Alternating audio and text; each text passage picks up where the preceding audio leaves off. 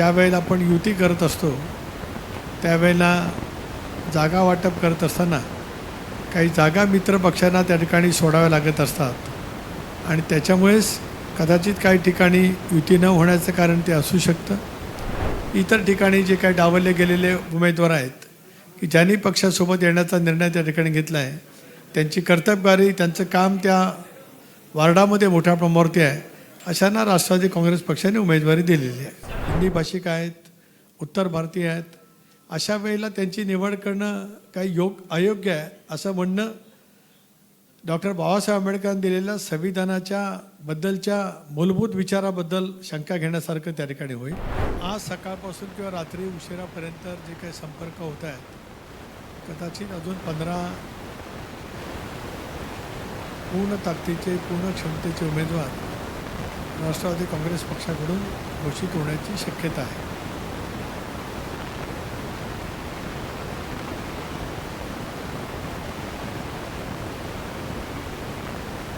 मी सकाळी माहिती घेतली त्याप्रमाणे सोलापूर,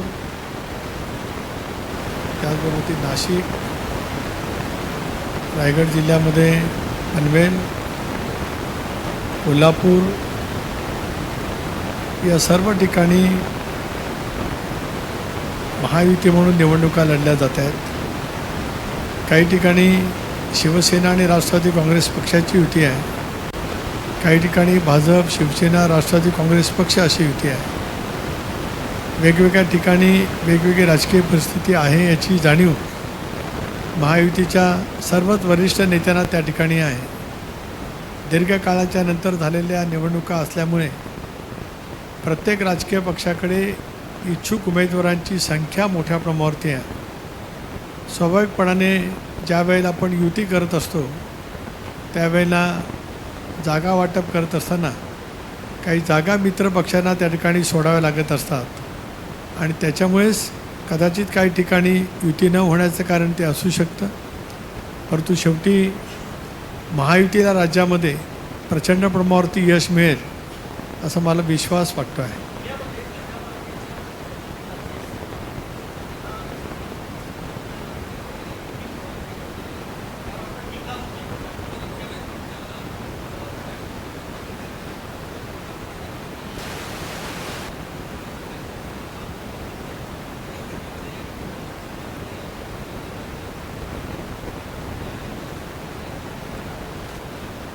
नाही, एकतर पुण्याची यादी रात्री पहाटे त्या ठिकाणी दादांच्याकडनं फायनल असून सुद्धा दादा बारामती हॉस्टेलला बसून त्या ठिकाणी या संदर्भामध्ये निर्णय घेत आहेत। पुण्याच्या उमेदवाराच्या वतीमध्ये माझ्याकडे आत्ता या ठिकाणी माहिती नाही आणि एक अधिकृत लिस्ट जशी आम्ही मुंबईला प्रसिद्ध केली तसं पुण्यामध्ये AB फॉर्म म्हणजे अधिकृत लिस्ट त्या ठिकाणी आहेच, योग्य वेळेला पक्षाच्या माध्यमातून त्या ठिकाणी प्रसिद्ध केली जाईल। मुंबईतला जो मुद्दा आपण या ठिकाणी मांडतात, मी सुद्धा ती बाब तपासून घेईन, कारण मी परवा या ठिकाणी नव्हतो। काल मी आल्याच्यानंतर आम्ही इतर उमेदवारांच्या वतीमध्ये पूर्णपणाची चर्चा करून इतर ठिकाणी जे काही डावलले गेलेले उमेदवार आहेत की ज्यांनी पक्षासोबत येण्याचा निर्णय त्या ठिकाणी घेतला आहे, त्यांची कर्तबगारी, त्यांचं काम त्या वार्डामध्ये मोठ्या प्रमाणावरती आहे, अशांना राष्ट्रवादी काँग्रेस पक्षाने उमेदवारी दिलेली आहे।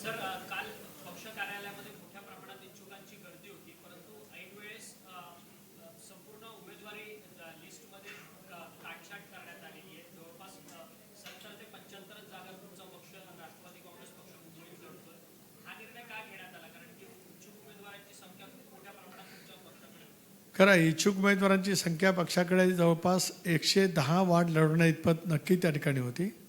परंतु काल मी, आमचे राष्ट्रीय कार्याध्यक्ष आदरणीय प्रफुल्लभाई, मुंबईतील माझे सर्व सहकारी आम्ही एकत्रितपणाने बसलो होतो।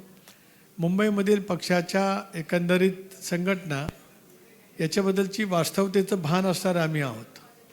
कार्यकर्ते स्वाभाविकपणाने उमेदवारी मागू शकतात, परंतु या सगळ्या परिस्थितीमध्ये मुंबईसारख्या महानगरपालिकेमध्ये कारण एक एक प्रभागाच्या मतदारांची संख्या मोठी आहे, अशा वेळेला त्या ठिकाणी नेमकी राजकीय परिस्थिती काय आहे त्याचा आम्ही आमच्या पार्लमेंटरी बोर्डामध्ये चर्चा केली आणि त्याच्यातून तो निर्णय त्या ठिकाणी घेतलेला आहे।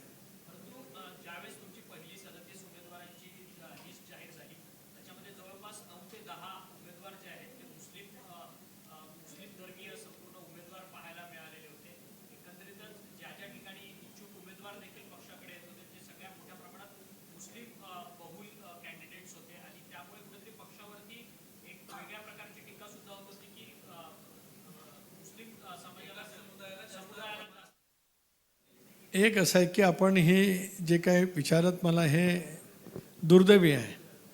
मुंबई हे बहुभाषिक शहर आहे, बहुधर्मीय शहर आहे. आपण वेगवेगळ्या राजकीय प्रमुख राजकीय पक्षांची जर काही यादी पाहिलीत तर त्याच्यामध्ये सुद्धा सर्व समाजाचा सर्व धर्मियांचा समावेश त्या ठिकाणी आहे. मुंबईमध्ये आज ख्रिश्चन धर्मीय मोठ्या प्रमाणावरती आहेत, आंबेडकरी चळवळीवरती श्रद्धा असणारा वर्ग मोठ्या प्रमाणावरती आहे, काही जागा राखीव असतात. म्हणून मी म्हटलं की हिंदी भाषिक आहेत, उत्तर भारतीय आहेत. अशा वेळेला त्यांची निवड करणं काही अयोग्य आहे असं म्हणणं डॉक्टर बाबासाहेब आंबेडकरांनी दिलेल्या संविधानाच्या बद्दलच्या मूलभूत विचाराबद्दल शंका घेण्यासारखं त्या ठिकाणी होईल. राष्ट्रवादी काँग्रेस पक्षाचं काही ताकद असलेला एक विभाग आहे आणि त्याच्यामध्ये आज त्या ठिकाणी विधिमंडळामध्ये आमचं प्रतिनिधित्व होतं. स्वाभाविकपणाने त्या ठिकाणी जागा, कारण एका विधानसभा मतदारसंघामध्ये 6 ते 7 नगरसेवक निर्वाचित होत असतात. आपण हेही पाहतो आहोत राज्यामध्ये आणि देशभरामध्ये काही लोकसभा मतदारसंघ हे विशिष्ट बहुल मतदारसंघ आहेत संबंध देशभरामध्ये. राज्यामध्ये सुद्धा तशा पद्धतीची एक भौगोलिक रचना आहे आणि त्याच्यामुळे त्याच्या अनुषंगाने सगळेच राजकीय पक्ष निर्णय घेत असतात. त्यामुळे माझ्या पक्षावरती असा आरोप होत असेल तर तो अनाठ आहे एवढंच मला सांगायचं आहे.